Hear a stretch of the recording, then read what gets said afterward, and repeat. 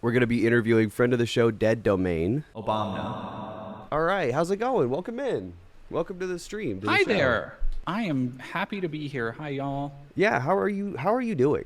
First of all. Oh boy. I feel like I'm doing about as well as most people are. Like I feel like I'm doing right now. Every time somebody asks, "Oh, hey, how's it been?" I've just been like, It's been. "It's been." Yeah, Yeah. no, it's Okay, uh-huh. relatable. I wanted to clarify, do you just prefer going by Dead Domain, or do you have a name that you use online?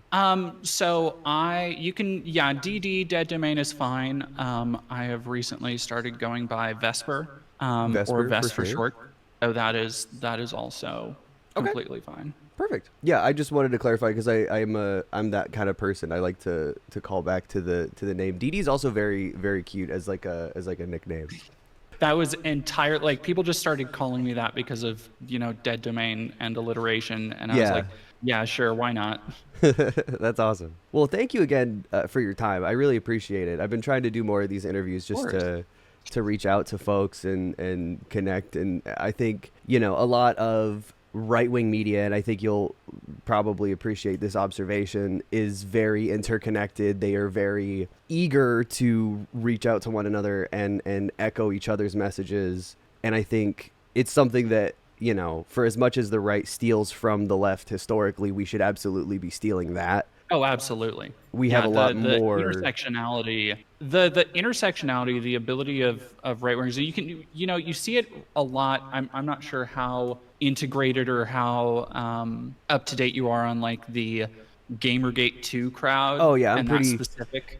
I'm pretty Yeah, well followed on yeah. that. And they, so like that is a perfect example of how they will kind of just latch on to anyone they think can bring them up Yeah. towards more of a surface, anyone that they think can bring them a little bit more buoyancy, whether that's to whatever cause they're pushing or Hmm. their personal brand, which is usually the case. Yeah, friend or foe.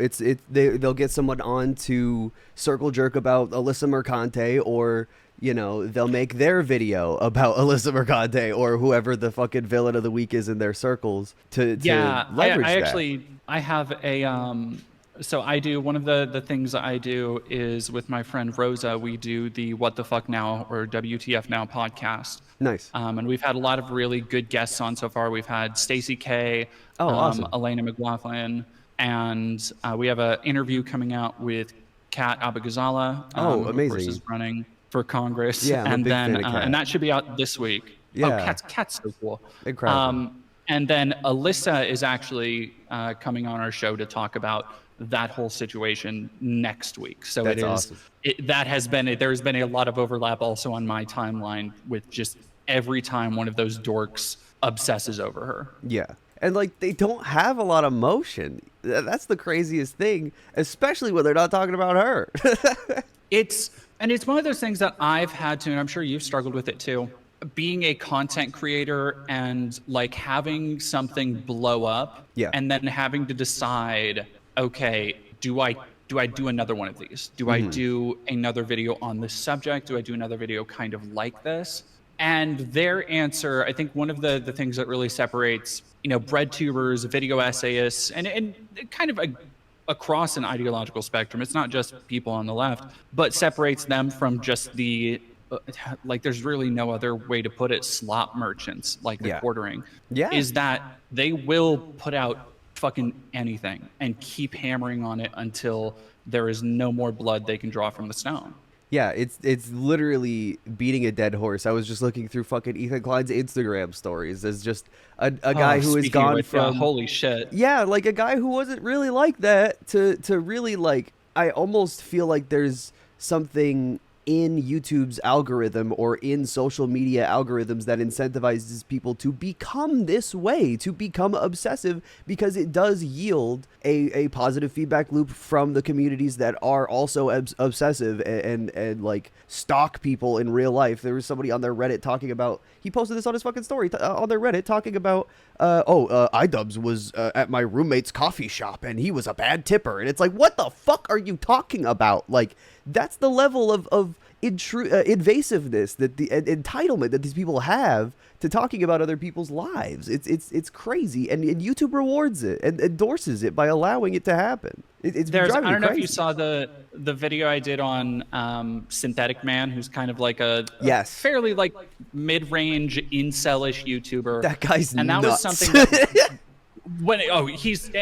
he's bonkers. But Yeah. one of the things that I really it struck me was that's one of the reasons why I kind of covered him, is that in his entire community and the way that they have really pushed him over time into being this, just because he was never a particularly sociable person. He was never really like outgoing or anything, but the way that they've just continually encouraged his worst tendencies and drawn him into being, you know, somebody who just gets drunk late night on streams and bitches about how terrible his life is and why he can't get a woman and all this other stuff, and then being racist and shit on top of it. Yeah.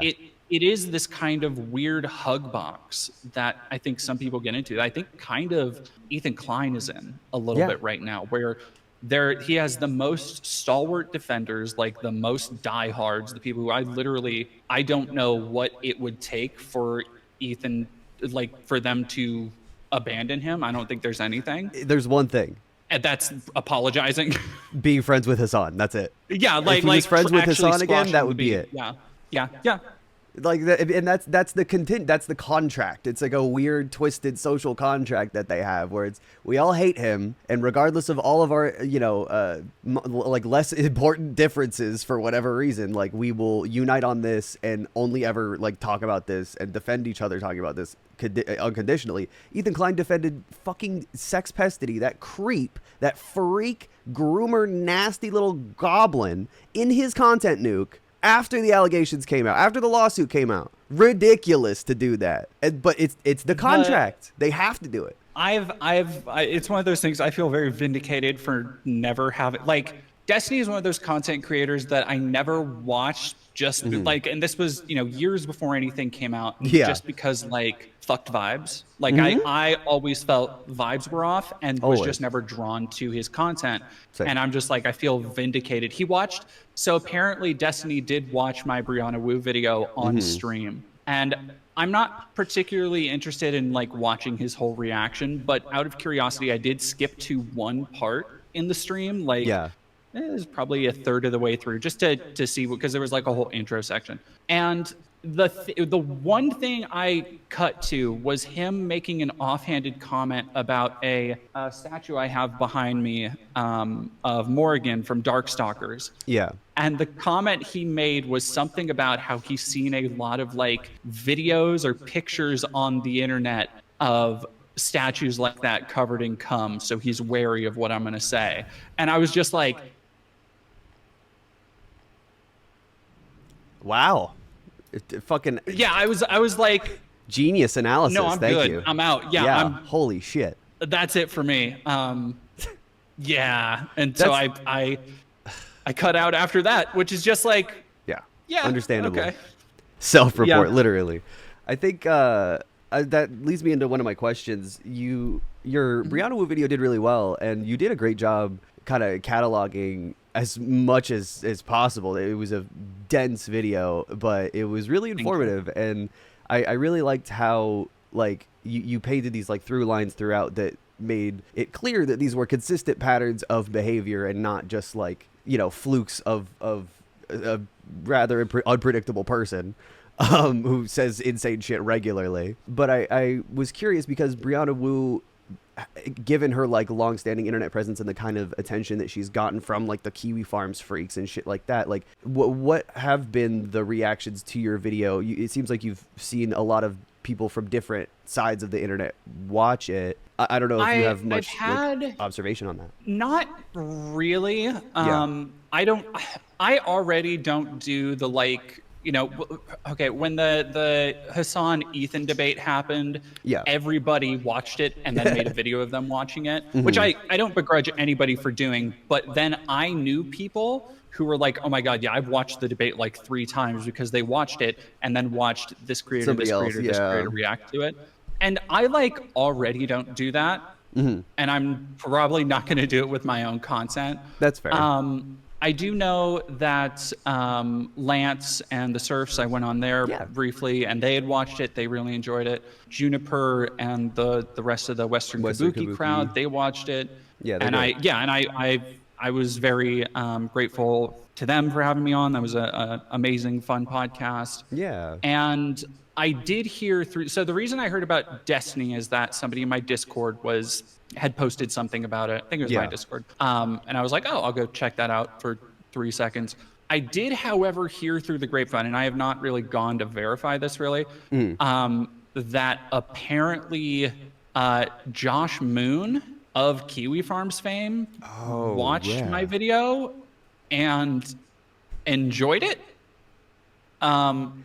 Which is a weird feeling. Yeah. Like there's a weird like dissonance there. But so one of the things is that, because every now and then somebody will get mad at me and be like, oh, why doesn't this, insert slur have a Kiwi Farms page yet or something? Sure. And I think it's because I'm not actually that much of a lolcow to really incur the wrath of people like that. And I also do a lot of very intensive work and research on my sources and stuff. So it's generally, I try and make the arguments I present as airtight as possible. And I think that like the true being a weird way to phrase this, but like the people who are still on Kiwi Farms from a time when it was dedicated to their own kind of weird brand of independent journalism.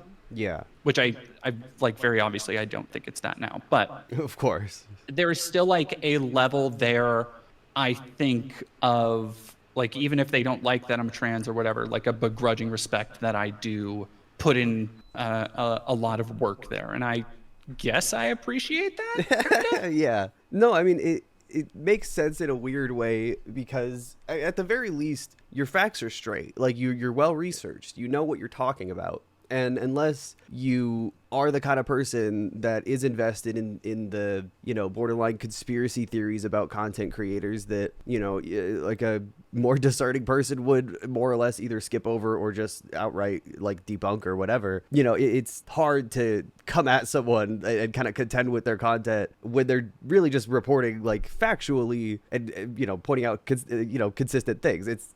It makes sense, but I get the conflict there for sure. And I think part of that comes from the fact that I honestly didn't expect the Brianna Woo video to be as like talked about as it like. I kind of get that. I mean, my own selfish reasons, I'm kind of glad about it. But I've done these kind of deep dives in the past, and they've always done well for me in my channel. I try and do them every so often, just because I do enjoy that kind of intensive investigative work, and when I come across a subject that I think can actually. So there's one of the things I get asked a lot every time I do one of these is like, oh, are you going to do another one of these on so and so? And the answer is usually no, because that person isn't as interesting. And it's not to call like Brianna or Synthetic Man interesting as people. It's just that like the space they occupy in the ecosystem, I think can be dissected beyond them as a person. Yeah. And that doesn't really apply to everybody. And if it for does, sure. Other people have probably already gone through the footwork. Yeah, or like I don't know. There are examples that have taken such like selfish directions or like I don't know. I think about like Chris Chan, someone who's like been on the internet forever, and there is like a lot you could probably say and talk about, but the discourse is very polluted with people who want to make a point about what they think is true, or a greater point about trans people or queer people or autistic people or whatever the fuck the weird point they're trying to make is. Sometimes we'll even throw like religion in there, like this is what Christians are like come on now. Like it's just you can't it's one person, you can't extrapolate, you know what I mean? It's more about them and like their impact, I feel like. I think that's another really good way to look at it, because it's like people have asked me to cover like two of the ones that come to mind are like Tucker Carlson and Kirsch. And I think Kirsch just because she's been a recent controversial figure, and I've covered like other streamers in the past. But like, two people might be more similar than meets the eye. Like definitely, but not in a way that's like there's meat on these bones. Right. There's stuff to really dig into. It's like so originally I've told this story on stream. Originally, I was going to do Asmongold and Synthetic Man as one video Yeah. to kind of show the more Interesting. reactionary, extreme version of a very similar problem. And I couldn't do it because they're basically the exact same, while Synth is way more extreme and unhinged. But Asmon is just fucking like impossible to listen to for long stretches of time. And Well, and there's just yeah, literally nothing there. I it's really genuinely hollow. believe he doesn't have an internal monologue. It's crazy because at the same time, someone like Asmon, I feel like he has like this insidious edge where he will openly contradict himself and knowingly contradict himself just to cover his tracks for what he knows people are deducing to be his beliefs. He doesn't want to be narrowed down, so he'll throw out these fucking random curveballs and outliers that his own audience knows what he's doing, and they'll run to you with, oh well, he said this that one time, and it's like, okay, but he said this 10 times. It's and someone who does that and plays that game is just, it's too exhausting. It's like I can't go parse through all this shit to, like, counter when he pulls up a clip of him being like, yeah, I don't believe that actually. Why genocide is fake all of a sudden. It's the thing that I think so many people learned, close to a decade ago now, when channels like The Quartering and then the litany of quartering just kind of spin-offs and knockoffs started happening, is that they pump out this bullshit at such a magnitude. And it's the same thing Alex Jones has made a career Yeah. on. It is just overwhelming you with so many lies or distortions that by the time you have tried to either suss out what, if anything, they're saying is truthful, try to cite your sources, they have moved on to 3 other topics. Yeah. And it becomes contingent upon, okay, I'm just going to pick and choose these couple things to break down what they're lying about and hope that I can share that with enough people to, crack that facade a little bit for their audience. Because, like, Yes. they get to a certain point of relevance, of fame. You have people who are sometimes their most stalwart defenders who are ultimately just casual consumers. Like, I think people who consume Asmon, like, they might consume it on a daily basis. They might watch his stuff or his streams or his highlights or whatever, but they are not always engaging in the drama or the arguments. They're doing it as a podcast on the bus ride to school or on the way home Yeah. from work or whatever. And then they grow attached to that over time. And whatever it is, I could not tell you why, but whatever it is, they have an attachment to that person that then they will go and be like, okay, no, he hasn't said this or he hasn't done this. Yeah. Without ever having the world around that person and the way that he's like bullshitting his way through it presented to them in a concise way. Yeah. Yeah. They're robbed Sorry, of. I was rambling a little bit. No, I think it's a great point. Like, it's a lot like what Ethan Klein does too, because when you rob your audience of the context of what you're talking about, you can seem right way more often than you actually are. Like, you are taking advantage of the fact that people are consuming you casually by nature of the platform you're on. Most people are on YouTube with their, like on the bus or at work or in the shower or whatever, and it's very casual. It's not active listening like most people would for the news or something they take more seriously, even when they're talking about something serious. And it allows a lot of omission, and that's, I think, the main problem. And I think that's actually where Asmon, like, a lot of people have asked themselves, like, how, like, you look at a 5-minute, 3-minute clip of Asmon talking about any given subject, and people continually ask themselves, like, why? How does he have so many people who listen to him? And I think that's really the answer, is that this is somebody whose audience was, for a majority of his career, casual gaming and occasionally content on stuff in the gaming space. And it is a lot of people like that. Like, for about a decade, I listened to the Giant Bombcast. Yeah. And like every week in, week out, those were they become like people that you are friends with. You trust their opinions on things. You hear them so much in your head, you feel like you're having conversations. That's like the allure of a podcast, and that happens with podcasts all the time. And I think for Asmon, he had so many people who would watch his streams, who would consume that content in a casual way, that when he started pivoting to more serious subject matter, he already had a built-in audience of people who Yeah. were imbibing him almost subliminally. Like they were going along with and understanding what he was saying in a way that was just entirely passive. They weren't seeking out Yeah. somebody. They weren't seeking out a Cronkite. They weren't seeking out nightly news or somewhere to get their news from. They were just already kind of in the bag for him. And I Like think that's where conditioned a like little a bit. lot of his like kinda. And I Like think soft that's where a lot conditioning, of yeah. his modern audience kind of gestated.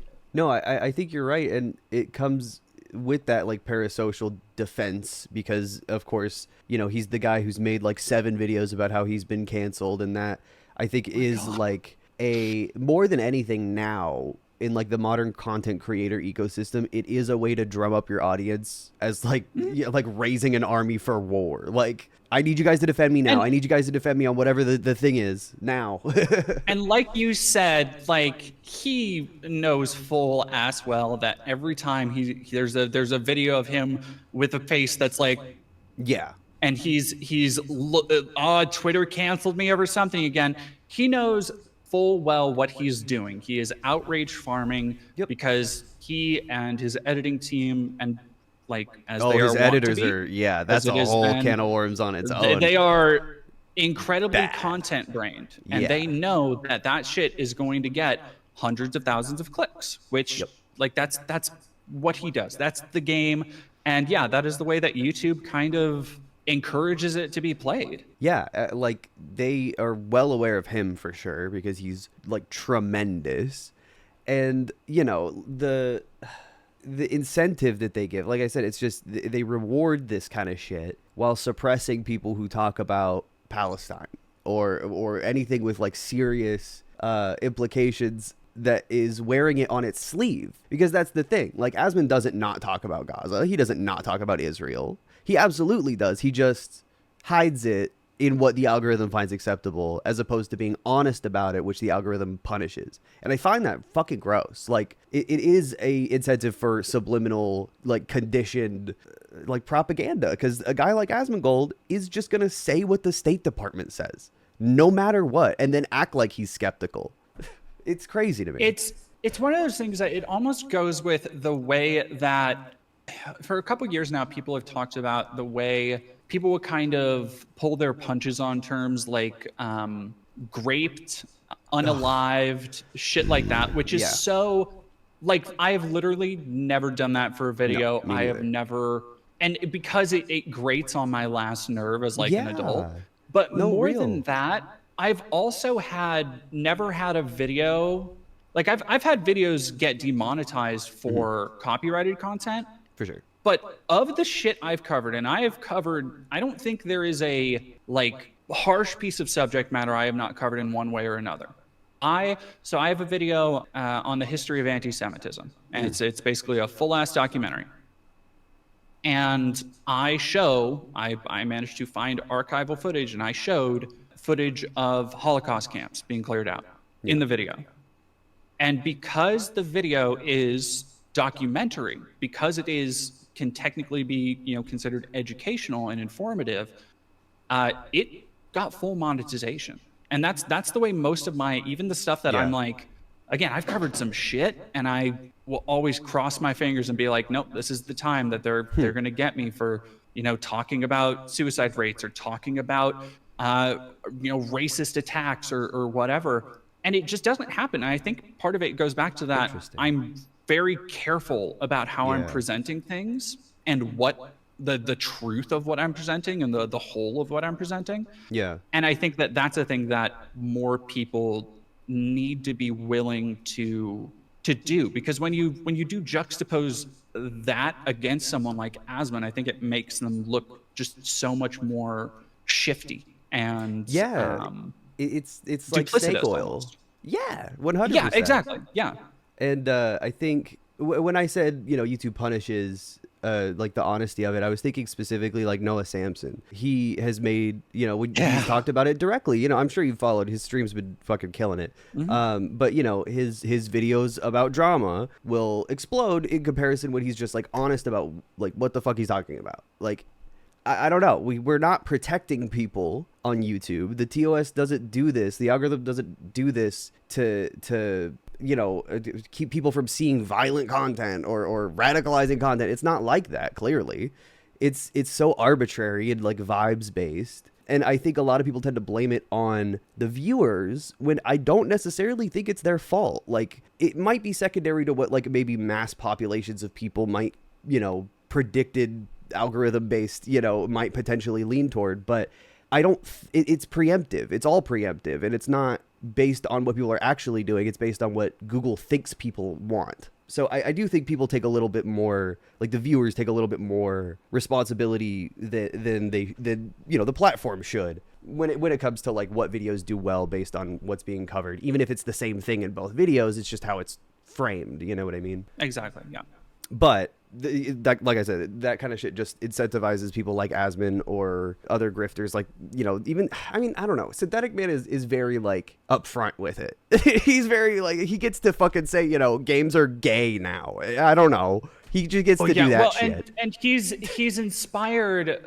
The weird thing about him is that I don't have many of the details on it. I have just heard people in my community talk about it, because basically, so when I do a subject, and this is the reason that like the Brianna Woo video was so incisive. It's the reason why I didn't cut it into 2 parts, is that I've come to a point where if I'm going to cover a subject, I want to cover it in its totality to the best of my extent, and to the point where I don't have to make a follow-up. I don't want to do another video on Brianna Woo. I don't want to do another video on Synthetic Man, even if some of them come out and say something that's completely wild and crazy.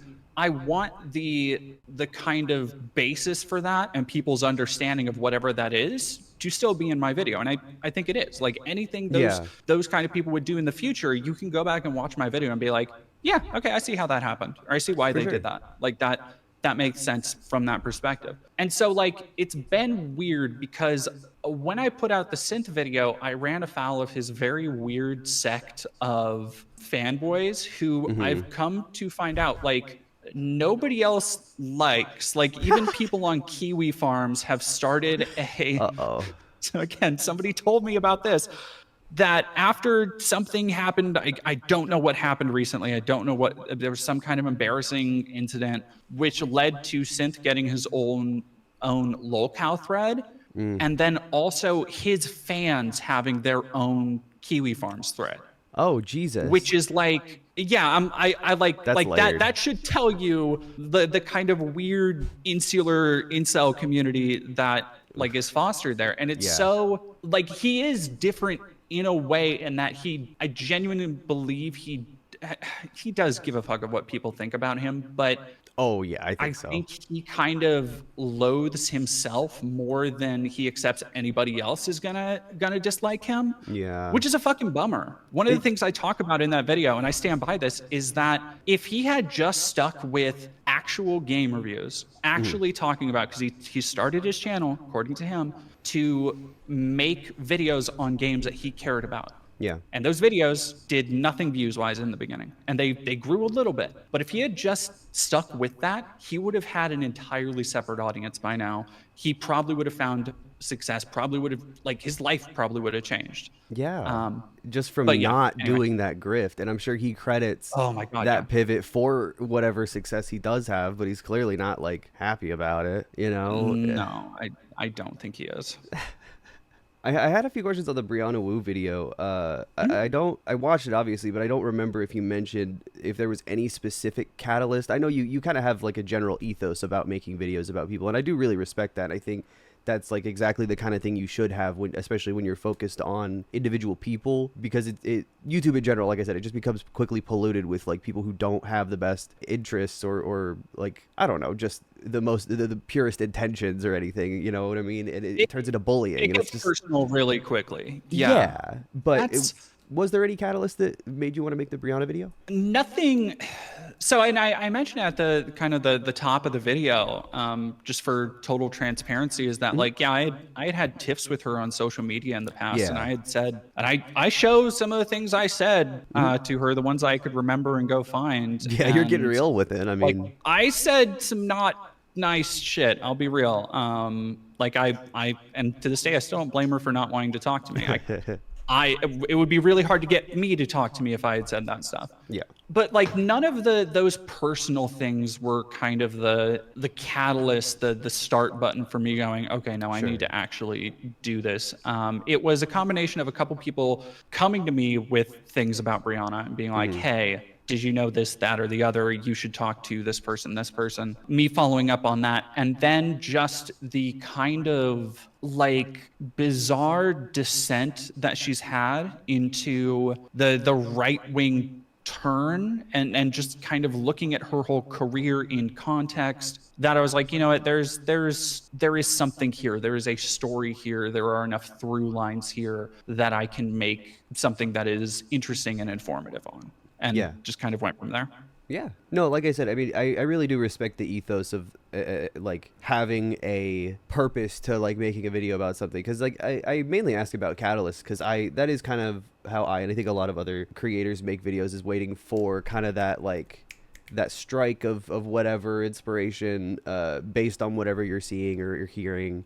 And then you kind of move from there. But no, I mean, I've also like, whenever I make like longer videos, like I made like an hour-long video on goddamn Candace Owens. And I try to also like, I used to be a lot harder on myself about it, but I also tried to do the, like, you know, I want to be open and shut with it. I want to leave it and I don't want to make another one. And eventually I kind of, just for me personally, I got a little softer on myself just because it was like, I felt like I was doing something wrong for making another video about somebody. But I think if it's something like more contained or specific, that I could talk about for like 15 minutes, I think it's worth putting out if I think it's important enough or something. But I do, when it comes to like more prominent figures, especially on the right, like Candace Owens, I want to make something that, regardless of what happens in the future, contextualizes the things that people might be talking about or looking for her to be saying or have said. Like, I don't want people to think she's an anti-Zionist. That's the whole point of the video. Well, and I think, so Matt Walsh is actually a really great example of that for me, because I did a deep dive into his shit, and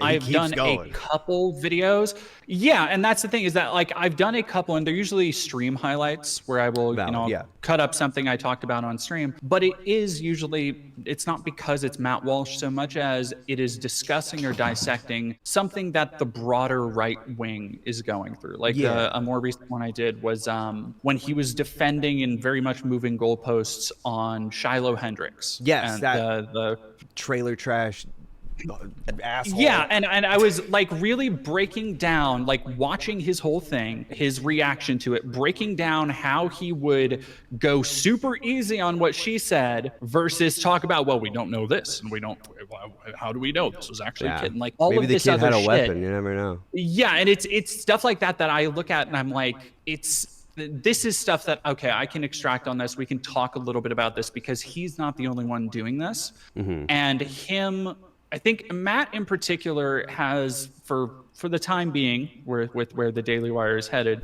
has enough. Sorry. God willing. He has enough prominence that he can still, and he delights in pushing the window of acceptability and discourse. Because he does want to be as not just rude, but as cruel as humanly possible to anybody he doesn't like or disagree with. And a lot of conservative commentators and people who are, mostly just kind of spineless worms and followers in their own right. Like Benny Johnson comes to mind, right? Like nailed it. He just like does whatever the big Michael kids Knowles are doing. Even, Michael Knowles and other counts like them, they are going to follow or at least see that it's getting Matt some attention and want some of that for themselves. And so like it is kind of, again, it's important to take into account who this is, but also how they play a role in this wider ecosystem of personalities, of talking heads, of whatever you want to call them. For sure. I feel better that we agree about that. I was like, damn, maybe I should have kept my policy on one video per person. No, it is something, one of the things that and I think part of it is also like flexibility has to be part of if you really want to be, the thing I've learned is if you want to be successful as a YouTuber, as a content creator, is you have to be flexible. You have to be willing to be like, okay, you know what? I didn't really want to put out a video this week, or this thing isn't ready. So I'm just going to have to put out a stream highlight, and I don't feel great about it, but I also have to pay rent, or like I need to accept this sponsorship and I don't really like it, Yeah. but I have to pay rent. And so it's like those kind of things. At a certain point, like we do still all live in capitalism, and like that kind of comes first before principles when you're making a living out of it. No, and obviously we all have our hard lines, and I think like maintaining that is really important. But you're right, for sure. Like there's only so much you can do. If principles paid the bills, you know, no one would be making videos about Alyssa Mercante. Actually, they'd be talking about what a great and prominent journalist she is and how badass. They'd be actually playing the fucking games that they're always talking about. Like, exactly. Like that's really what if I could just beam a message like, you know, Batman Forever style into all the brains of like the fans of people like Asman or Smash JT or the Quartering. I just want to beam the message. Stop watching this shit. Go fucking play games. Go actually or watch the engage movies, with or the thing. Yeah, like engage with the shit that you claim to enjoy so much instead of being here where you obviously hate it. Like, what are you gatekeeping. doing? Yeah. No, it's fucking bullshit. It's crazy how like I do feel like it's the most like militant these guys have ever been. Like they're the most aggressive. They're unchecked. Nobody gives a shit about digital footprint anymore. Like I feel like I was almost raised as at a disadvantage because in school they told me like, oh, you got to be careful what you post online. I don't feel like they tell kids that anymore. They do whatever the fuck they want. The internet They're is mean as forever. shit. Yeah. No, nowadays they tell you no, you could do whatever. Colleges don't even give a shit. I was also going to ask, just on the Brianna Woo video, have you gotten any like flack from, I don't even want to say liberal, it's from like people who would otherwise support Brianna Woo, like the Young Turks liberals, or I don't even know what factions she's got on her side really, other than like Zionists. No, and that's so that's kind of been one of the more fascinating things that I know. At least I have very loose confirmation that she like knows the video exists. There's But no way she does. when I do, oh yeah, and when I do videos, because I did a actually kind of similar video that was really more journalistic and investigative about the lies of the Satanic Temple.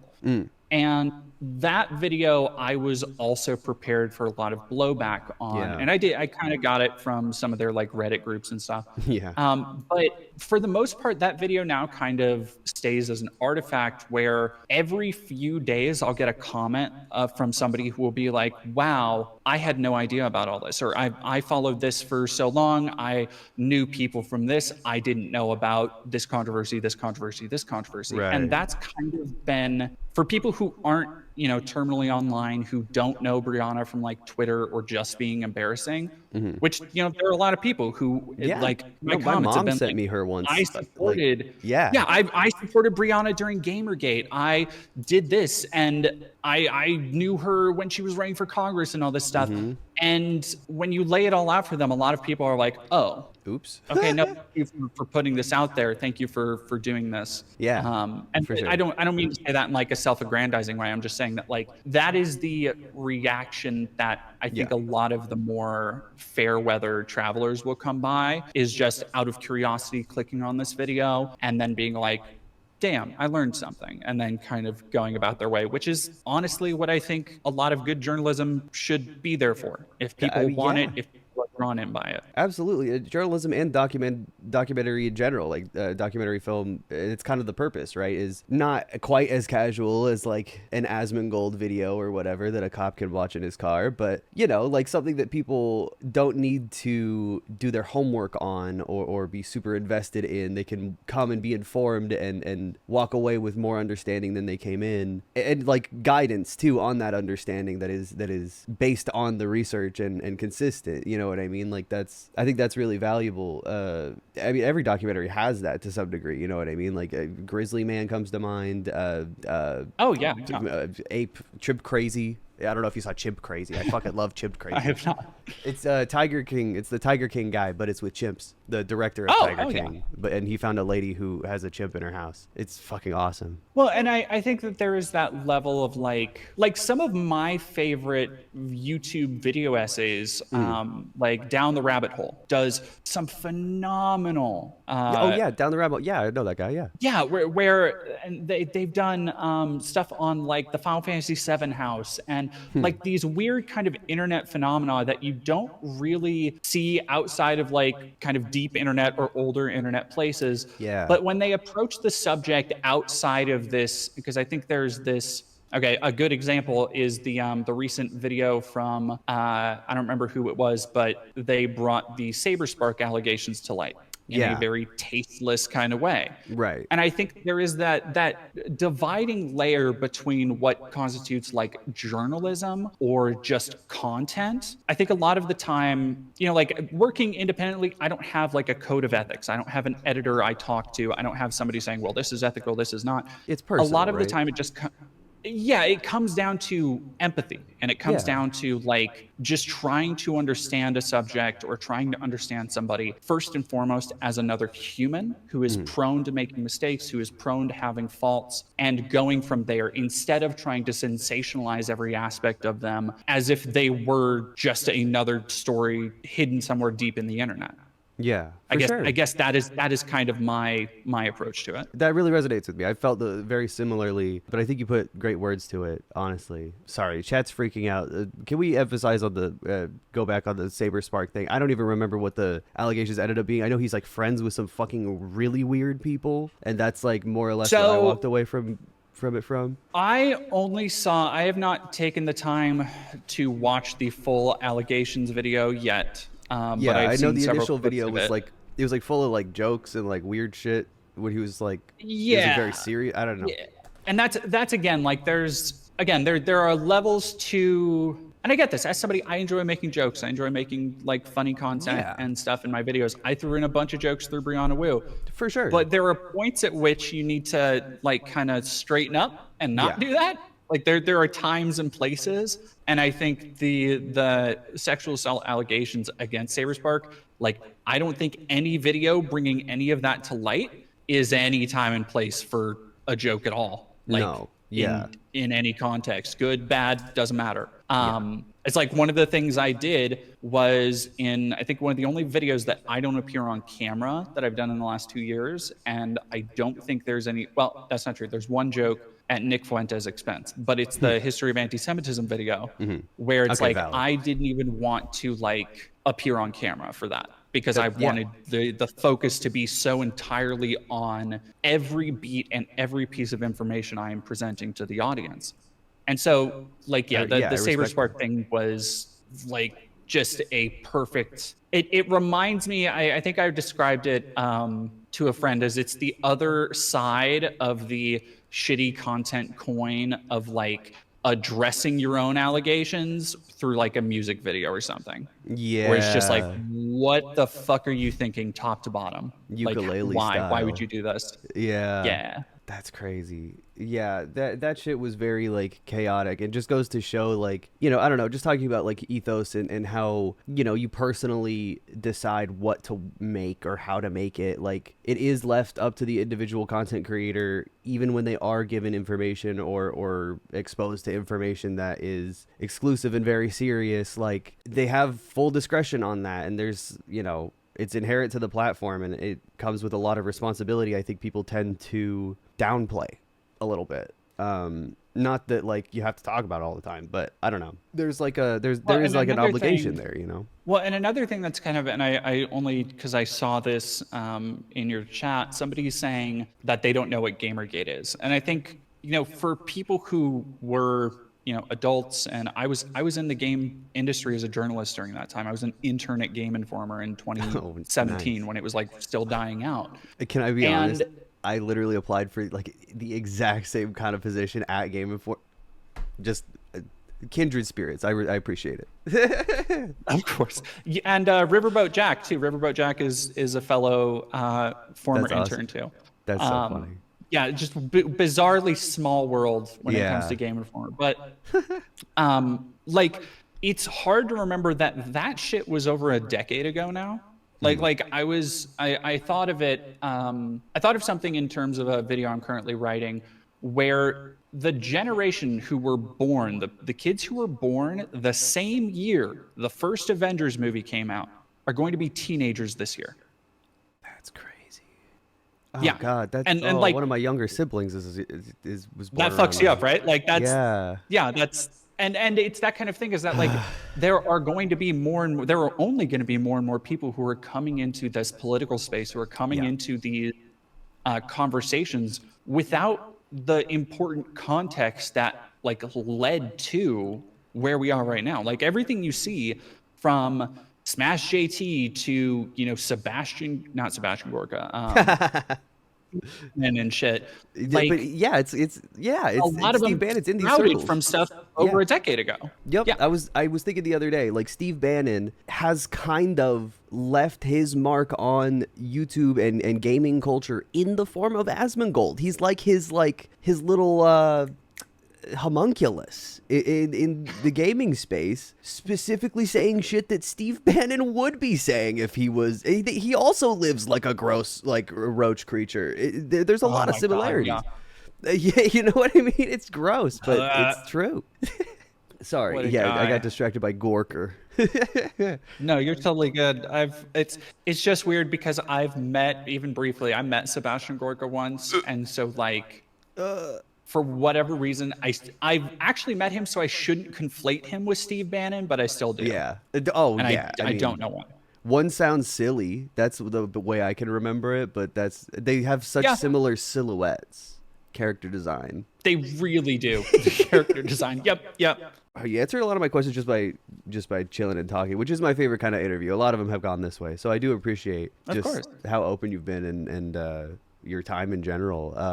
I wanted to ask just on like a personal note, do you make content about video games often? I know you're like obviously very involved in like gaming and gaming circles, but I have like a third channel where I like throw stuff on sometimes, but just I have a follow-up question related to that if you wanted to answer, if you make much gaming content or aspire to. So my channel started by me doing gaming content. Right. I had started it after a outlet I was working for was shuttered, and here I was with all of these ideas for videos and all of this newfound kind of editing ability. And I just got to work on a couple of my older videos now, like the audio and everything was so crappy, but I was working through it. Yeah, And so it's I always a still process. have, oh gosh, yeah, it is. And I made, like, I actually did a number of, again, kind of feature length documentaries on either cult classic or underappreciated games that are still on my channel, where I would go and I'd track down the development teams from Cool. like a decade plus ago. Yeah. And so I have documentaries where I'm interviewing the developers, talking about the process to make the games, finding a lot of the times the art designers would just give me entirely unseen art assets because they're like, I don't know if Wow. I have an NDA. Here you go, take this. That's really cool Um, though. it was those are still some of my favorite videos. I have one on Silent Hill Homecoming. Fear 3 is a fascinating one. The Cool. Raven Software X-Men Origins Wolverine game. Oh yeah, I Paradise played Killer. that. I got to talk to the developers of that. So like I was doing that kind of stuff while also doing like video essays, like Yeah. thematic breakdowns. I did a whole video on one of my still favorite ones is a look at the kind of themes of the modern Wolfenstein games, Nice. and then one relating the kind of historical analysis and historical influences in Dishonored to the like emerging ideas about communism that were coming out around the Industrial Revolution. Right. And so like I have those kind of more dense videos. And when I first started doing political stuff, the video that really broke my channel big was me going undercover to a homophobic hate church and like being there, for a month and talking to Right. people, interviewing people and all that stuff. And then I kind of settled into a groove of doing more political stuff because that's very much what my audience wanted. And I've tried a couple times to go back, and every now and then I still do a couple videos here and there on gaming. I would like to do more, but it's one of those things where, like, probably one of the videos I spent the most amount of time on with the least amount of return was a video I did on kind of Spider-Man and the idea of what it means to be a hero in the context of a media landscape where all of these people are constantly bitching and moaning about DEI, about all of these things that the heroes that they apparently love would disagree with. And that's still one of my favorite videos, and it did nothing for views. And so it's this kind of like push and pull where, like I said, at the end of the day, I have rent to pay, I have debt to pay down, and I have bills to pay, and all of that kind of comes first. But I've talked about it a lot. I would love to do like really long ass video essays again someday about media, because I think analysis is really what I'm good at, and I just have to right now exploit that by doing political content. I totally get that. I think I kind of had the same trajectory in like 2020 in the pandemic. I made a video, I think it was 2021, but I made a video about like the Resident Evil 3 remake and why I thought it wasn't as good because of how much was changed and how surprised I was at how edited it was compared to the Resident Evil 2 remake and even 4. I'm looking back still. I'm like, what the fuck happened, guys? Anyway, but all I'm saying is, you know, Jill needs her justice. They're doing her dirty. But I don't know. As Resident Evil 9, it's coming at some point. Yeah, hopefully. I think, I don't know. I'm kind of excited for that. We'll see. I don't know. I didn't like 8 that much. But I don't know, as I obviously, like, I have a lot, I could yap about gaming forever, but I don't know, as I've done more and more political content, I have a hard time. It's like, it just on a personal level, I have a hard time feeling like I'm not just doing escapism, even when I do want to do it for analysis or even for like content, which is technically work or whatever. Like, I almost feel guilty that I have the privilege to be playing fucking Sekiro. Like, I want to make a video about how much I love Sekiro, but God, I'm just sitting there playing a video game. I feel stupid. I don't know. It's something I've been kind of struggling with the last like year, especially just with Gaza, especially. But I want to like kind of overcome that, because I don't know. Feeling bad for yourself doesn't fucking fix anything. But I don't know. I think the way you tie things together in context of like modern politics with like DEI and Spider-Man, I think that's a very great example, actually. That's actually really insightful and inspiring, actually, because that is at least like a material way to connect things together and give people a little bit of insight that they can walk away from, rather than like, you know, I like making funny videos too, but I don't know. Sometimes it doesn't feel always worth it to just do that. But I know it has its place. Anyway, I'm rambling, but No, I totally get what you're saying. And I think the problem, and this is something that I struggle with too, but the problem is that I think it's where, you know, being a content creator, whether you're a YouTuber, whether you're a Twitch streamer, whatever you label yourself as, it is all from this, and I hate to sound like too, you know, commie kitty or anarchitty, like, you know, first year philosophy student, but it is all through this lens of capitalist production. And that is the problem that I think everybody from, you know, womb to tomb in America, we are inculcated with this knowledge that if you are not producing something, your value is inherently lessened. True. But that's not the reason that, like, if you go and ask any poet or any artist and even any game designer why they do what they do, first and foremost, right now, if you ask why are you working on the project you're working on, it's going to be because I have a family, I need to pay bills, I need to pay a mortgage, whatever. Yeah. But why they do what they do, why they went through years of schooling, years of studying and understanding other things, is because that's what they love. That's what they wake up every morning and they feel a purpose in doing, in pursuing, and in achieving. And I think, like, the act of understanding betters someone just because it is allowing you to understand better. Like, I think it is the reward unto itself. So the idea of partaking in, and then that's a very highfalutin way of placing it, but not everything, that, you know, you're going to look at is going to be, you know, it's not Nietzsche or Faulkner, like, it's not always that idealistic, but there is something to be said for engaging in leisure, engaging in recreation, especially when it's an art form that you're passionate about and you love, and having that be the reward unto itself, if that makes sense. No, you're right. I really appreciate your insight, not just on this, but just on like content creation in general. I could tell you're very thoughtful about what you do and how you do it. And I really appreciate that. It's very comforting to know that there are other content creators that care this much, that want to do what's best for like just the online community at large, but their community in general. I don't know. I really appreciate your insight, Dee Dee. I thank you for your kind words and you're very like well put, well spoken. So I feel a little outclassed, but thank you regardless. Oh no, no, don't feel that way. I appreciate it. I do. It's one of the things I learned when I was still doing like stand-up comedy. I did stand-up comedy in the local scene for about a year, and That's I had awesome. to kind of stop to focus on this. Yeah. And one of the things I very quickly learned is that every comic has this depth to them that you won't usually get out of them, certainly not on stage, until you go get a drink with them. Yeah. Where suddenly these people who you've spent weeks with, you've been going to shows, you've been hitting the road with, who are the entire time they're just making jokes about pussies and dicks and shit and how their kids abuse them, like all this shit.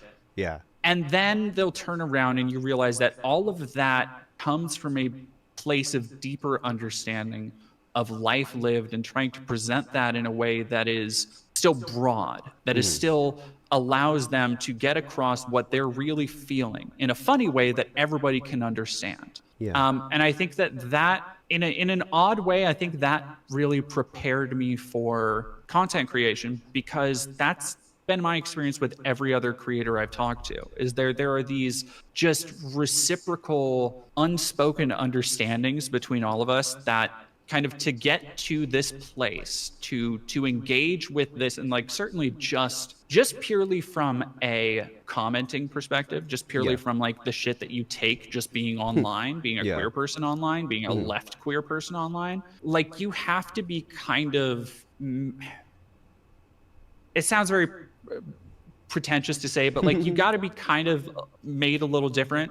But by that I mean you kind of have to be a little fucked up. Well, yeah, like, you have to to do that. Yeah, you have to have some kind of tolerance for it from somewhere. And I think one of the easiest, or at least most common among a lot of content creators, could either be like trauma or just personal experience with the kinds of people or the kinds of attitudes that people exhibit in content or in comments for folks like us, or DMs or whatever it is, other videos. You definitely have to like have some kind of, I don't know, reinforcement or like. Yeah, exactly. I've had I was talking to, and if you need to go, don't let me keep going, by the way. I'm good. Okay. I was talking to Marcy Rangen, who is I did an interview with her too. Oh yeah, I love Marcy. What a She's sweet. Fantastically unique person, really. Just like I can truly honestly say I've never quite met anybody as eccentric as Marcy. She wants to play Toontown with me next week if you want to squad up. You're welcome to join. One of the things that I kind of talked to her about was just that, like, how difficult it's been for her to suddenly have the spotlight on her from all of these different angles. People who want to support her, people who want to, push her down into the dirt. And she's a very naturally sweet person, and maybe a little bit, I would say this to her, I think she is, and I love this about her, but she is wonderfully naive in a way that I think somebody can only be if you don't grow up in the worst parts of the internet, or you don't grow up in the time that you and I probably grew up in. Yeah, I mean, she's 20. Like, she's a product of what the kind of stuff I feel like older queer folks have been seeing and fighting for years. She's not something that really would have been possible 20 years ago. And I think there's something really unique about that. And I think part of why she's getting so like attacked on the right, especially, it's they view that as like, this is everything we don't want, which just goes to show she's just like a sweet, normal girl. You know what I mean? It's not any fucking threat to anybody. Yeah, it is one of those things where I believe I've told her that, like, I think you are just not that you're not cut out for this, but that it might not come naturally to you. Like, just because you care, like there is an element of caring that you kind of have to abandon when you engage in these public spaces, as much as it sucks. But you very quickly learn that, like, You can care too You much. cannot convince everybody. Yeah, you Yeah. cannot convince everybody. You cannot help everybody. You cannot save everybody. You cannot, like, you are not, you should never get into content to try and be this like grand arbiter or a savior of anybody, or to try and be a great enlightening force and think that you're going to get out there and make this massive difference, because really the most difference you can hope to make is on an individual scale. And honestly, 99.9% of any difference you're going to make as a content creator, you will never know about, because Yeah. it will be somebody who watched one of your videos, And didn't even learned leave something one from it, comment. Yeah. didn't leave a comment. It will be people who watch, they could watch every one of your videos, never leave a single comment, and you are their favorite content creator, Yep. or you have taught them so much. Or like the amount of times that I get, I'm sure you've gotten this too, people who message me or email me being like, hey, thank you for doing this. I'm so happy we have, I got one recently and I forget what it said specifically, but it was like, seeing you has, you know, enabled me to come out to my partner Oh. with my new name and stuff. And it's stuff like that that I think is very revealing personally, because it's, I didn't do that. Like Yeah. I Oh, I always didn't try give to say that. anybody. Yeah. Yeah, it's like I didn't do that. You did that. I mean, it might have But it is helped to have me still, around or whatever, but I didn't do anything yeah, for you. Yeah. if I in some way played a part in that, that's the kind of that Yeah. unknown effect that you're going to have through your content, that sure. had nothing to do with whether I covered Brianna Woo or Spider-Man or anything else. Yeah.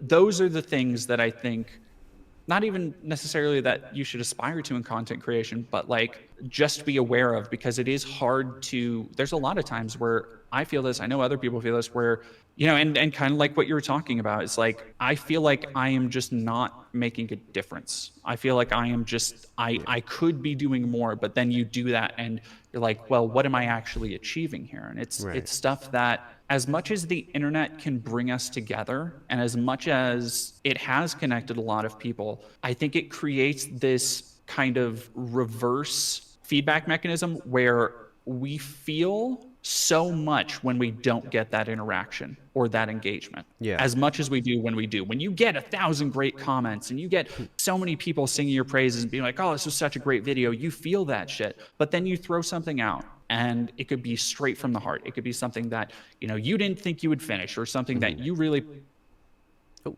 first hiccup of the whole call. Oh God, is it me? put a lot of time and effort into.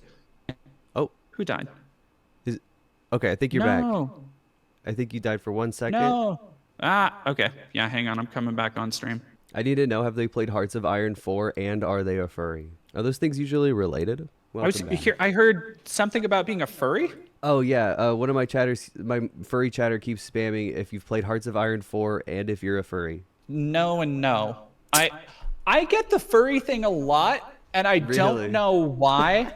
No, I've worn cat ears sometimes as like a donation goal or something on Oh, stream. sure. And my channel like mascot is a little Baphomet, but Yeah. it's not anthropomorphic. Like it's just a Right. little goat lamb creature. Yeah, Yeah, I I've did- never understood that. My partner's a furry artist, but like I don't have a ton of furry like expertise. I don't like particularly identify as one, but I went to Furry Weekend Atlanta, which happened to be the biggest furry con on record in terms of attendance. Obviously super chaotic, but I learned a lot, and I came out with it wanting to make like a what is a woman style documentary, but call it What is a Furry, and really try to get to like, That's not bad. I mean, the whole That would point. be kind of fascinating. My observation was that like furry is an identity that like intersects pretty much every other identity in America, and is like this big communal thing that also simultaneously emphasizes individuality and like allows individuality, when in America I feel like especially we conflate those two things as like contradictory. I don't know, I think there's a lot. I talked to a couple furries about the video idea, they seem to like it, so I don't know, I that was like a really cool experience. So yeah, the furries are like the most accepting people ever. You can talk about anything. Yeah, no, and I have a number of furries in my community and my Discord and stuff. It's not something that like it's just not for me. Like, and Yeah. I don't have anything even against it at all. It's just like For sure. it doesn't really appeal to me. So like I'm just not one. That's fine. I think I like to consider them like one of my 5 armies, like in The Hobbit. I have like all these factions behind me, and they're all ready to go to war for me. Fair, fair. It is nice having shooters a little bit. A little bit. Well, if you don't have any, then people like Asmongold get to fucking steamroll you.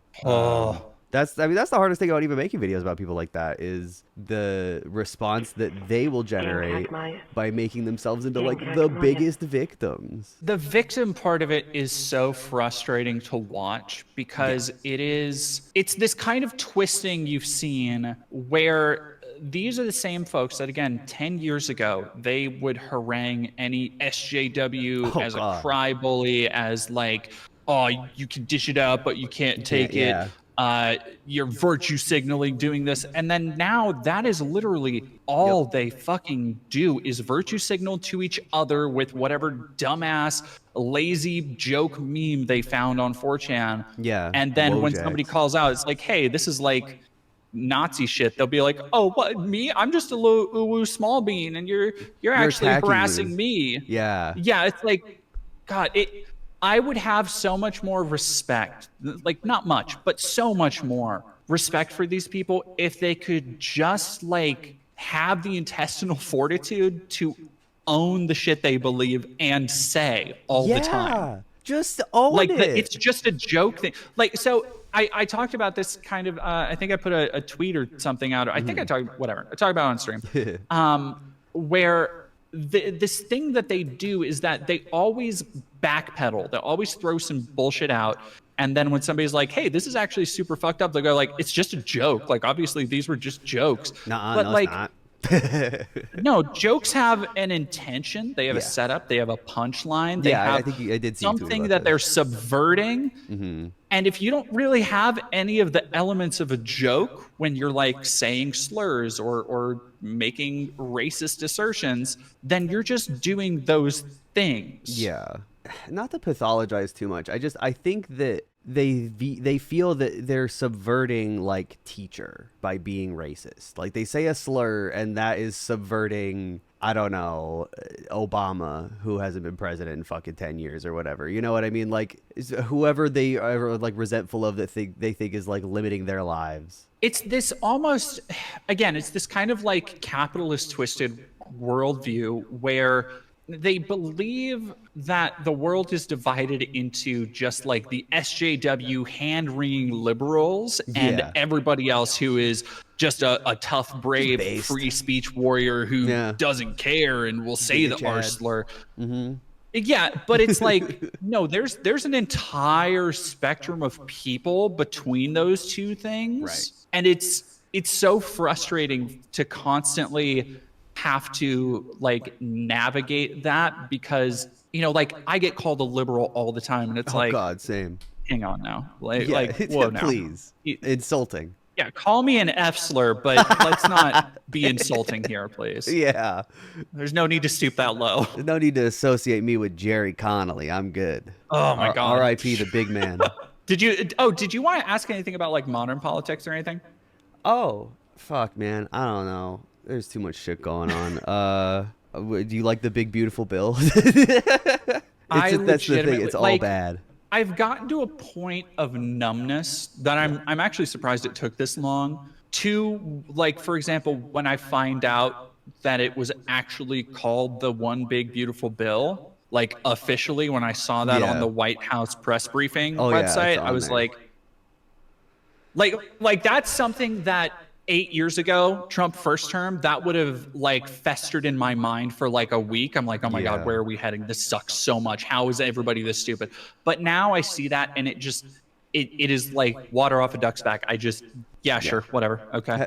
Have you seen have you seen the covid.gov website? Yep. I sure have. That's been, I think, you know, okay, whatever happens with Trump, and it has become readily apparent that Trump is basically just the ending marker on a steady assembly line of just bills now. Yeah. Like that is his thing where every week he'll come out, sign some shit that people are handing him, and then go back to watching.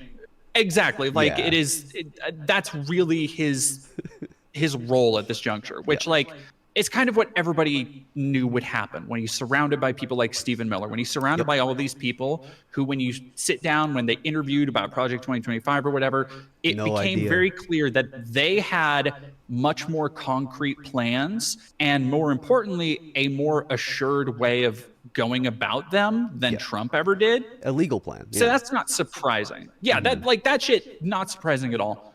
The thing that I think people aren't talking about enough, and the thing that I think is going to be far more ruinous over the next couple years, is gonna be RFK.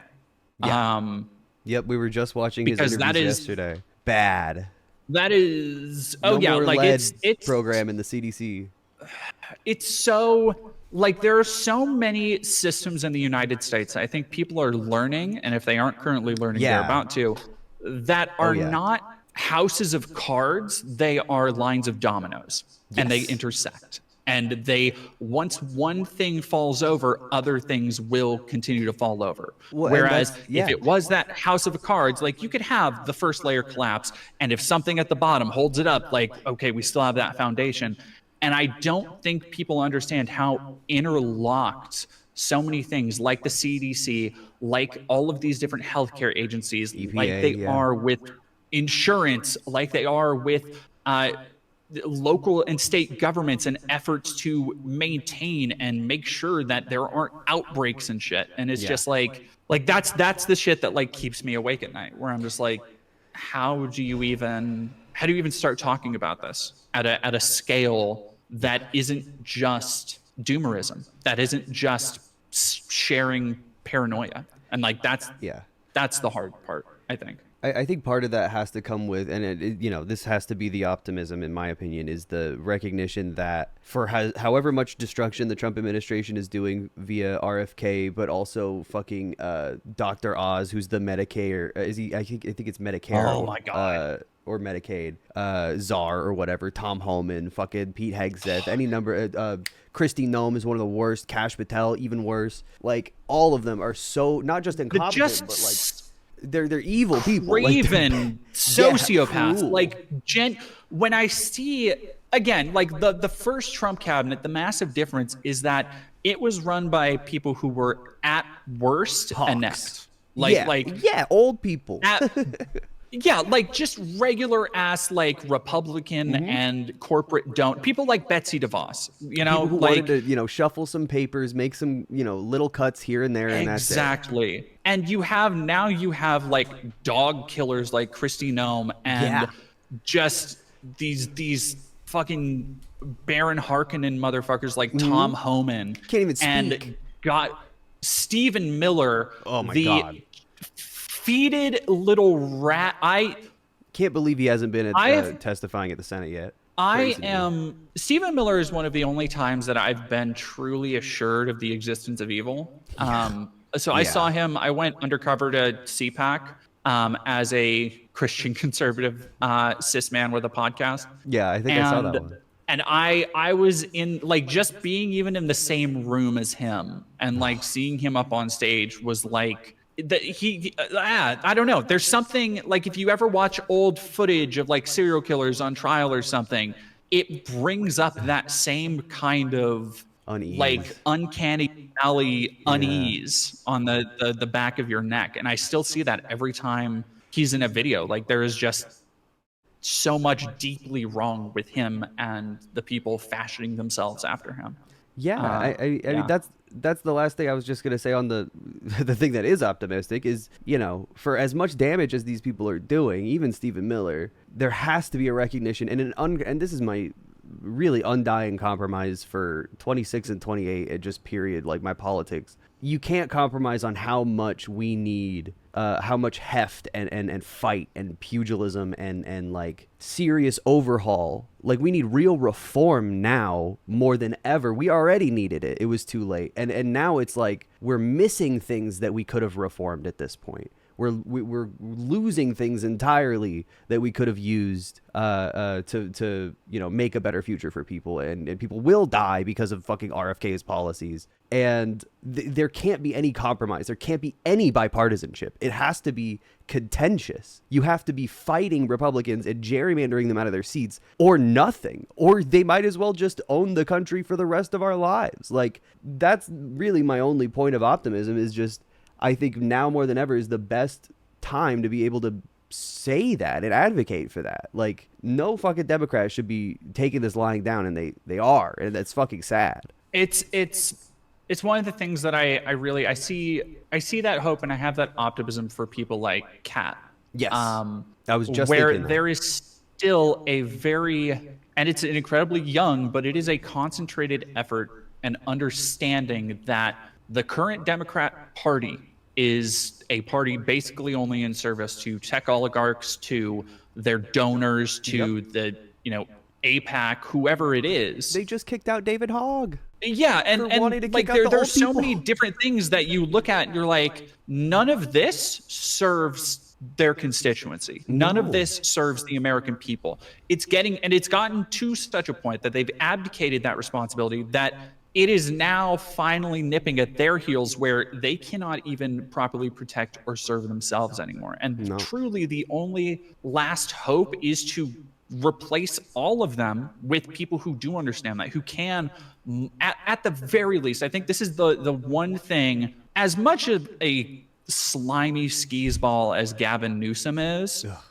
he is a pugilist. Like, if you were to put him on a debate stage with anybody in Trump's cabinet, I have no doubt that he would be like a rabid junkyard dog, that he would just rip them apart. He wants to get the media clip, that's for sure. So much of, if there is one lesson to be learned from all of just everything that's happened, and Trump's ridiculous second term, it is that to so much of America, aesthetics are the most important thing. That so much of voting, so much of the modern political landscape is just fucking vibes based, honestly. Yeah. And we are the Democrat Party is so terrible at convincing people of their vibe that is functionally, it is not the rabid open Trumpers who won Trump the election. It's the people who saw Kamala and went like, I'm going to choose the couch. Yeah. Yeah. Like, what? It is the people who stayed home. It is the people who knew about Gaza, who were too young and felt like, why would I, like, we just got done with Joe fucking Biden. That was a nightmare.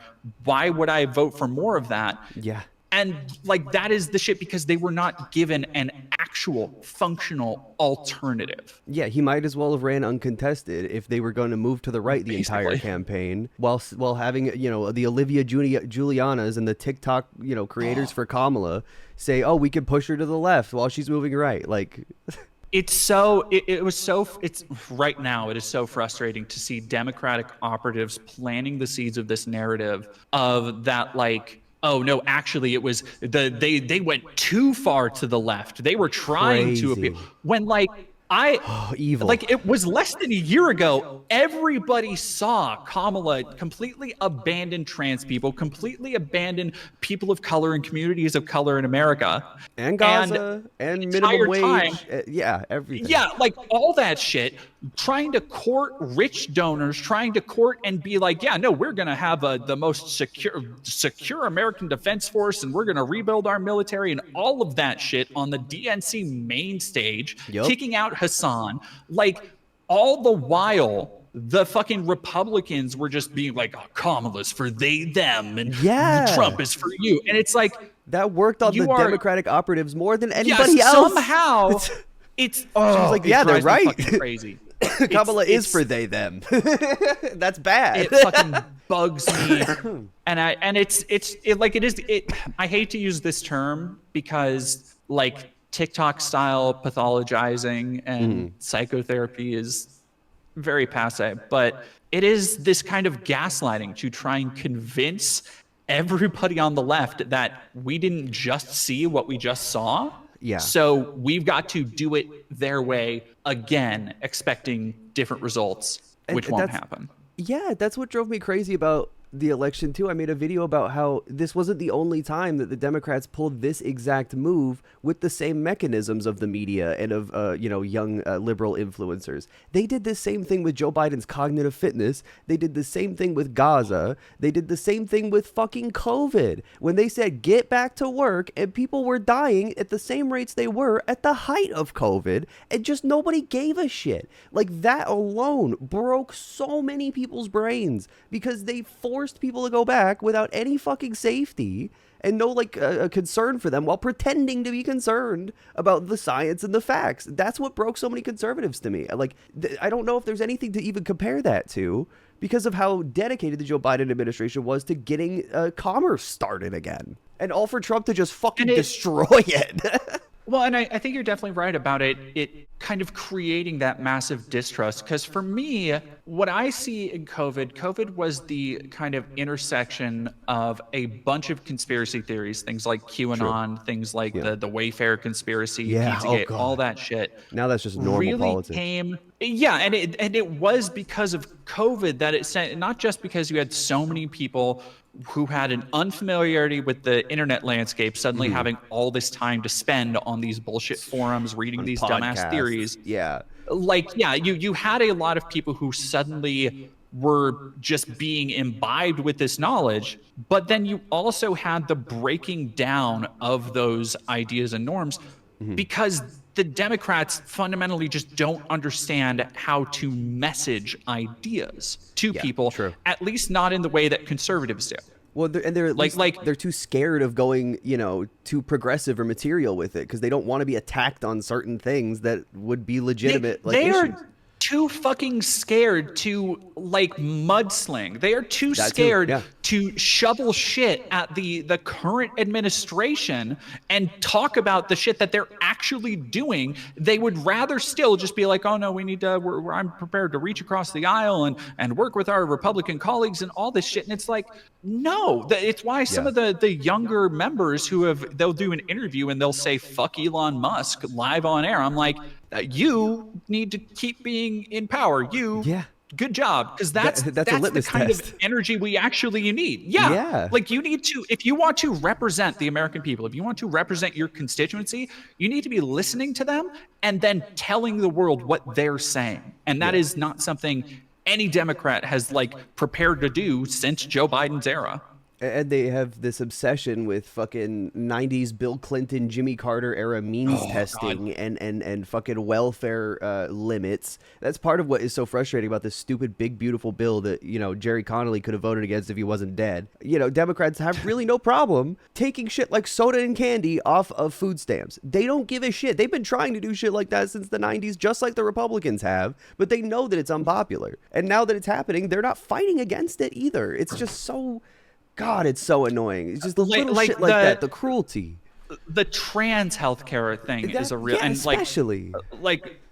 Granted, I have a personal stake in that shit, but same, it is so fucking frustrating because we can see the gaslighting happening right now where any conservative talking head will talk about, Pride Month's coming up, so yippee. Oh, it's gonna be a we'll fun talk month. About how the Dems and the liberals, they're pushing this radical Marxist ideology in your school to turn your kids trans, and they want all, men to be women, whatever. It be women and in sports.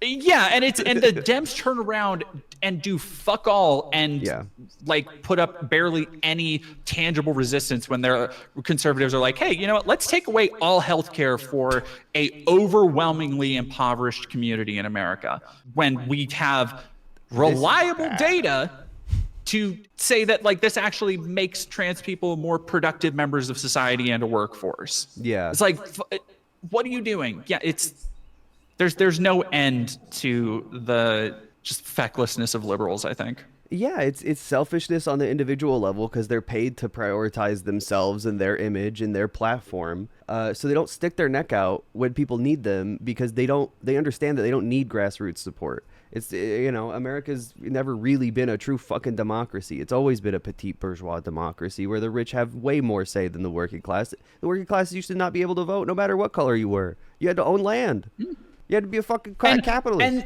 again, it's shit that people like fucking Matt Walsh want to go back to. Yeah. People like the Matt Walsh from the cloning vat, Joel Webbin. I'm sure you've seen some clips of that freak going around. Yeah, here and there. Which, by the way, people. So I covered Joel Webbin briefly on a stream like a year and a half ago. That dude believes in like Atlantis and fairies Cool. and giants and shit. There are videos of him like having scholarly discussions with other pastors from his congregation about like, well, what do we think the Atlantis was really? And it's like, and these are the people that will get passed around and be like, yeah, that's right. This is true. Is that only the man who's a head of a household needs to have the vote? That's correct. And it's like nobody's gonna meaningfully push back on this shit. It's so exhausting. Yeah, and that's, I think, the strength of people like Kat, of people like Zohran Mamdani in New York City. Oh, hell yeah.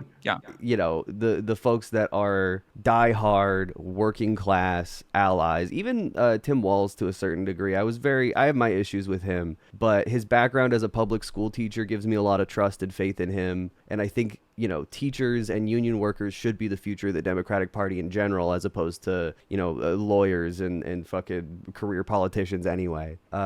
People who have, real, what's the word? Like accountability to their community and know what that responsibility is. Yeah, genuine public servants. Thank you, chat. That's exactly the kind of person that I think should be running for office. So, I'm okay with Tim Walz, but just the archetype as a, progressive Midwestern teacher, I like that. That's presidential potential just as an idea, you know what I mean? Yeah. I genuinely think that like Tim Walz was one of the best, if not the best decision the Kamala campaign made. And then they muzzled him. Oh my God, yeah. But if him coming to national prominence and national recognition was the biggest thing to happen out of that, like I think there are a lot of ways that you can take that in the next election, in the next electoral cycle, that can capitalize on that. Because I think he is like a hell of a fighter. The stuff he's been out there saying, the knowledge that he's espoused, and the shit he's been talking about, like especially Doge stuff, is it's so important right now. No, I agree. And having a governor say that, especially as like the leader of a state, it just puts you in a good position aesthetically or optically, politically, to be criticizing the policies, because you're protected more or less by your state, even because we know this administration is what's the word, retaliatory. I mean, they're arresting fucking judges. I don't even know. I feel like we kind of glaze past shit like that right now somehow. It's stuff like, just a little arrest. Stuff like that is so, I think it's easy to get swept up in so many things that are, it's a blitz. Like they might seem small. Yeah. That, like it is all by design. Right. Like that all of these things are being pushed all at once. Like Tom Homan has talked about it. Stephen Miller has talked about it. Like they do not want to give anybody time to rest, recuperate, recover.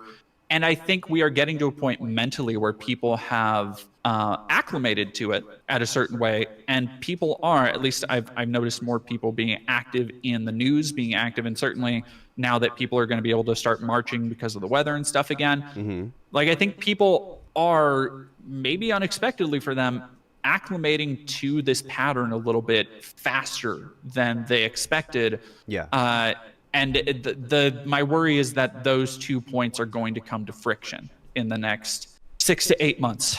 Because like we are seeing a landscape where, like the anti-Israel speech stuff and the way that they talked about Israeli boycotts, like you're not allowed to boycott stuff from Israel right now. And it's like, okay, you are already rolling back speech that far to entirely protect this, to enshrine the idea that criticizing this state that is enacting a genocide is somehow racist. And that we even legislate based on racism in this fucking country anyway. Yeah, it's like ridiculous. Since when do you like you give a fuck about racism as you are scooping people up like fucking Legos in a bin and shipping them out by the fucking plane load, completely unknowledgeable about who they are, the lives they live, who they're in contact with, where they're going, what country of origin they are. The only thing, like what their fucking tattoos even mean. Yeah. And they want to sit here and be like, well, actually, no, you can't do this because it's racist. And it's like, it's such a laughable facade.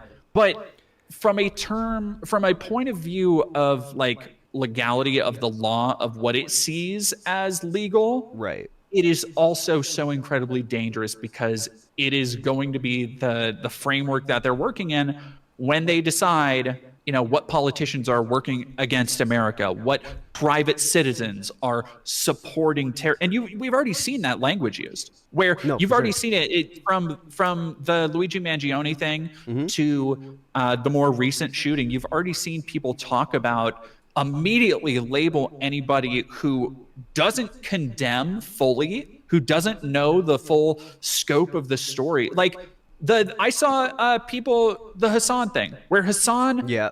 I He's watched a clip banned. of He's him dead. literally saying I watched a clip of him saying that, like, okay, we have the shooter's manifesto. Now, a lot of people, and this was Hassan saying this, a lot of people would say that this is, this looks like a false flag, but having read the shooter's manifesto, I believe this was 100% genuine. He was Yeah. genuine in his actions. And then you have people immediately disingenuously clipping that out of context and be like, oh, Hassan said it the was a shooter false was flag. genuine. Yep. And like Hassan said, this is like by calling him genuine, he agrees with the shooter or something. And it's like, how do you Yeah. navigate that kind of ecosystem? Like, it's, I don't know, it's fucking as scary as it is annoying. And I'm so annoyed that just like everything is run by the most cruel idiots imaginable. Yeah. I mean, like I said, the only hope it gives me is that we can point at it in the future as a fucking example of how much we need to fix and how much we need to change. Because it's never been more obvious to me. And that was the case. That was the case 5 years ago. We elected goddamn Joe Biden. I didn't want his ass. No, and I like Joe Biden was really like, and you know, hindsight being what it is, but it was really a like just kind of waiting for the bullet to hit for 4 years. Yeah. Like I feel like that's kind of what everybody was going through, is that Any it day became now. pretty apparent Yeah. that like, oh no, this isn't like we are not so back. Like No. it will be Jover eventually. We did not go And back to brunch. No. It's awesome that, you know, they promised to make November 4th a federal holiday, and honestly, that probably alone like just anything to make voting more accessible would have probably at least helped. A little bit, yeah. Like making DC a state, that probably would have helped maybe.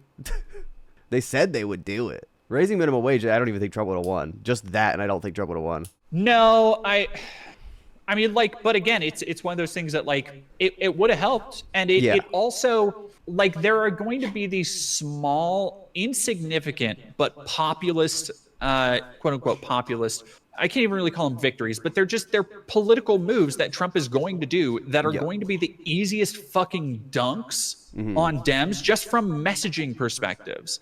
Even And we're the already Take It seeing that. Down We're seeing Act. that with the Take It Down Act is one of them. The fucking like his support for Gaza or like whatever is happening there. Yeah. The fact that like now we know Israel never received pushback from Biden and all this stuff, and They were there are these surprised things even. yeah. Oh, yeah. And it's like the Take It Down Act is actually a great example because it's one of those things that if we did not have such a gerontocracy, if we had a ruling class, quote unquote, but if we had an elected body that was more in touch with the realities of the age we live in, the realities of the internet, how it affects us all, and how things like AI are proliferating and how the issues they're proliferating continue to grow apace, like that shit would have been handled years ago. Yeah, they Like feel insulated from any kind of like actual like policy yeah, it's like like that. it's because like you tell Biden about AI. What does he like? What do you think Joe Biden thinks AI fucking is? Yeah, Like Trump is talking about robots and shit, probably. yeah, Trump said AI is going to make like individual vaccines for cancer. Like just nonsense shit that's So never going to good, happen. so good. I love. His brain Not is so beautiful. we can't use the Cuban lung Everything, cancer vaccine that already exists. We got to get the Chat everything is GPT one. computer. Yeah. It's Even the vaccine. everything is computer is unfortunately still very funny Banger. Yeah. for Oh me. yeah. But it is again, it feels like this kind of as damning with faint praise because it is just like if you didn't laugh, you'd cry at Yeah. how like that's the dude signing bills. That's the dude who's gonna outlaw and ban my health care. Like No, I there's mean, gonna be yeah. fucking speakeasies for For homemade HRT. estrogen in the next 5 years, and it's the dude looking at a fucking Cybertruck and going, "Wow, everything's computer," and it's like, "This is awesome. This is so cool. I love this for me." Thank you, sir. No, I think a lot of the laughter and the comedy that comes out of it is just a coping mechanism, which is gross because I think a lot of liberals don't even cope with it. They just laugh and go, haha, that's my activism for the day. I laughed at the Daily It's Show. the thing I really saw. One of the things I think radicalized me years and years ago Skibbity were the Biden. first George Floyd Oh, protests, sorry. Yeah. and No, same, because honestly. here in Spokane we had the first time I've seen a genuine actual protest the weekend after George Floyd, Yeah. and like thousands of people on the street. It was the only time I've ever been in tear gas or anything like that, which was fun. It wasn't. No, yeah. Sincerely, I'm not fucking joking. Yeah, I bet. And like it was a rough fucking time because That was a crazy summer. like whatever. Yeah, everybody's seen videos of cops doing Sure. exactly what they fucking did, and they held down. I think there was a lawsuit that got dropped, but they held down one activist, indigenous activist, face into a can of fucking pepper spray Jesus or Christ. tear gas. Sorry, Tear gas as it was like emitting or something. they declared a riot after. So somebody broke into a store downtown. And then it wasn't cops that stopped people and got them out of the store. It was other protesters who stopped and cordoned off and blocked off the area. And then like 15 minutes later, after the ruckus had died down, the cops decided to shoot tear gas past the protesting line, where there were still women and children, by the way. Like, Yeah, very cool. yeah, it fucks with you in a way that like you can't really ever I think fully respect police officers again. No, I mean, there's the video of the old man you getting pushed see- and shit. Like, yeah. Well, it's stuff like that, and then seeing like with my With own your own eyes, less eyes, than yeah. 20 fucking feet away, seeing like couldn't have been older than 12-year-old girl puking from tear gas while her mom's trying to get her like some water. Yeah. Because they were here for a protest, they weren't here for a fucking riot, No. And the cops were always stuff the ones like that started. that. And so so that was again Spokane, not really known for its wild protests or anything like that. But even still, yeah. And then the next day, City Hall, because there was a protest one day, and the next day they were like, hey, we're doing even more. Everybody come on back, we're gonna do this again. And City Hall managed to basically infiltrate the fucking thing. Jesus. Where they had like a whole sound stage. They brought out like a DJ and pizza, and they turned it into a fucking like Pizza liberal party? college dance party. I shit you not. I shit you not. That's And some advanced I remember fucking CIA me and my wife at the time, like we spent like 20 minutes there because we had spent the previous day getting fucking tear gassed and shit. Oh my and God. That's some shit I and wouldn't we were even like, thought this is of. it was fucking wild. Like Wow. it worked. It completely diffused the situation here. It worked entirely as intended, but it brought to the forefront for me seeing just how many people weren't there to actually stand up, to actually not riot, not cause problems, but to protest, to Demonstrate, have their yeah. voice heard. versus how many people who were there for the idea of showing up for protesting, who were there for the idea that, hey, I left my house this weekend and I went and did something and I was hurt and I got Right. pizza. And it like, I don't know, it was a severely radicalizing moment for me, I think. Wow. It's you just saw both sides of how like local Oh yeah, governments just like especially will manipulate the just public. right fucking there. The carrot and And the it stick it right after the other. That's fucking crazy. yeah, it was deeply, deeply annoying. Yeah. Yeah. That's super And then interesting. it's so Spokane's a relatively small town. Yeah. We're like the biggest town this side of Seattle. I've been there before. My grandpa Between used to live Seattle there. and oh yeah, it's like I do love it here. It's too tiny. I'm looking to It's move really out of pretty. it, but it's oh yeah, gorgeous country around here. And we don't have like we are still a metropolitan center, so there is like the very much it feels very perfunctory, but the kind of it's navel gazing towards like pride and shit where like we do Sure. have a pride celebration downtown, but famously we have a crosswalk pride flag that last year multiple 3 or 4 times was like repeatedly defaced. With like One someone's truck. time somebody's truck one time, and I think it made national headlines, somebody tried to like set fire to it, like set fire to the The asphalt with ground? paint. Like they, oh yeah, no, they poured. I don't know if it was gasoline or kerosene or lighter fluid or whatever it was, but they burned it. People got them on security cameras. That's so And stupid. and it would get repainted by the city Yeah. to the tune of like a couple $1,000s every time, That's how they do it. because it's like specialized paint and contract work and all that shit. Union work, yeah, And whatever. then a day or two later, somebody comes by, fucks it up again to the point where they've just let it rot. And Yep. I genuinely think they probably won't even touch it up for Pride Month this year. That's neoliberalism. I feel like that's happened No, in a because lot it of is. cities. It's not based in any kind of tangible conviction. It is Yeah. not based in the fact that these elected representatives are going to fucking, they are not going to listen and sit down with their constituents who aren't able to get health care, who are suffering because they can't get their AIDS medications, who are going to lose loved ones for, over harassment that they're experiencing in schools. They are simply gesturing, motioning towards these ideas because they know it is politically expedient for them. Yeah. And that, like at a local level, that's just what people have to deal with. But it is such a microcosm of like It the is. entire liberal approach to politics right now. Sorry, I feel like I'm ranting. No, you're. This is a great conversation. I think. I think the lack of spine in the face of adversity is what's specifically wrong with the Democratic Party. Is that when there's no cost to supporting gay people, of course they will. But when there actually is something to fight for, when there's someone fighting against it, for the first time as violently or as like outwardly as they have been since before gay marriage, then liberals don't know what to do. They throw their hands up in the air and they go, well, I guess this is what the people want. We have to start moving to the right. Maybe if we ban gay marriage, they'll be on our side. We could get that guy's vote who fucking lit the pride crosswalk on fire. Ever heard of Kamala Harris? It's going to be, it's Pride this month is going to be, or Pride this year is going to be rough.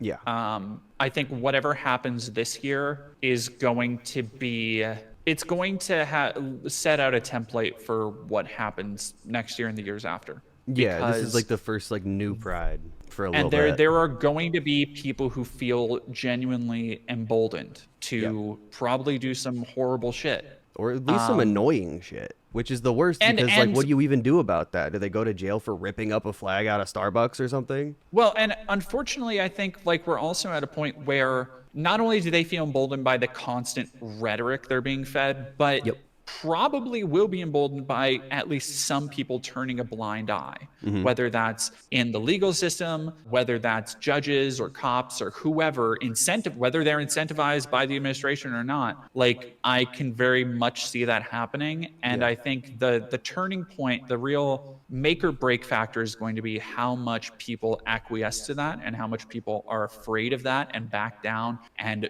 don't show up for Pride, don't show up to support their communities versus how many people do show up, and that includes straight people. That includes people who want Allies. allies who show up and want to be the first line of defense if anything does happen, which is something any good movement needs. I had a speech last year at Spokane Pride where I kind of talked about what pride means in the context of, like, it was right after Target had basically been assailed and had completely stripped back their entire selection of Pride stuff. Yeah. And it was like, would you still be here if there were no corporate booths? Would you still come to Pride? Would you still want to be here with everybody else, with all of the allies, with all of the other queer people, trans people, gay people, whatever? Would you still want to be yourself here if there were not local sponsors, if there was not a fucking Target booth? Yeah. Because that's a good question. That's the very real outcome everybody needs to, like, think about. Because there's probably not going to be a lot of Target shit this year. There's probably not going to be a lot of like anything this year, and it's going to get hammered into the ground by conservative talking heads, like it always is, regardless. It's going to feel and more people need to effective decide because for less themselves. brands are going to do it. And it is up to an individual level, an individual person, to allow that reality to manifest. Whether when Matt Walsh says, like, oh well, we've won a big war against the liberal Marxists and there's no more Pride this year and nobody's celebrating, it's like, that's a really good you impression. can.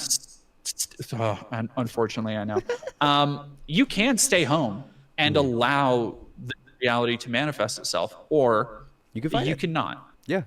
And I sincerely hope that everybody who does organize does so with safety for themselves, for allies, for anybody who shows up in their mind first and foremost. First aid kits, water. Yeah, first aid kit. Have an escape plan, stay in contact with everybody, like, leave nothing to chance if you can help it, and like never go in trying to create any kind of problem. Try to de-escalate every situation you're in, because all of these fights are bigger than just one person, and everybody is angry, everybody is pissed off. But if you go to Pride, it needs to be a celebration of safety and unity and hope and support, and literally everything that people right now are trying to fucking take away from the queer community. Sorry to get up on my fucking pedestal for a second. No, I think it's great timing, especially. I think we should change the name of Pride Month to Fight Month, just so people know. Oh how God, could you imagine? is. People would be so fucking. What is it? I think Laura Loomer had a. Oh, the demon. Oh, what thing? was her tweet? Happy No, Summer of Jihad. Yeah, I think is what she said. She did say that. Like, which is so fucking fun. Like, they already work themselves up into a tizzy over the dumbest shit. Like, if one mainstream, if Chuck Schumer said, like, oh, we're calling it a Fight Month, they would not let that leave the news cycle for never again. Like, people still talk about, like, Summer of Love and mostly peaceful protesters. Oh my God, it fucking means anything. Literally. And, like, yeah, I love it. That would be great. That's the best case scenario. That's wonderful. Summer of Jihad. Yeah. Thank you for coming on, Didi. I really do appreciate your time, and this was a great conversation. I wanted to close it out. Did you want to shout out any? I know you have a podcast and your channel. Obviously, I'll have my mods post links in the description or in the chat. Yeah, thank you so much. I have the WTF Now podcast that I do with Rosa. That is a wonderful interview, comedy, politics podcast that we do. We're trying to do it once every week. We're still getting it off the ground, but like I said, we've had wonderful guests like Stacey K. Kat Abagazala has an interview coming up. So does Alyssa Mercante. We have Robin Tran coming on soon. We talked to Gare from Behind the Bastards fame. Oh, awesome. Just like really wonderful conversations. I've had such a consistently great time doing it. On the more fun side of things, I also do a podcast with my friend Bugs Matrix about Magic the Gathering, and that podcast is called Podatog. Both of those are available wherever you get your podcasts, Apple, Spotify, YouTube. And then, yes, my channel, Dead Domain. You can go check out all the videos I've talked about and shilled myself here. you can find there. And yeah, thank you so much for having me and letting me just ramble. Oh, we both did, I feel like. So I think it was great. I really do appreciate your time. I'd love to have you on another time for whatever. Honestly, we could play Fortnite or something chill, or we could just talk Oh, or hell yeah. whatever. Who cares? Absolutely. Yeah.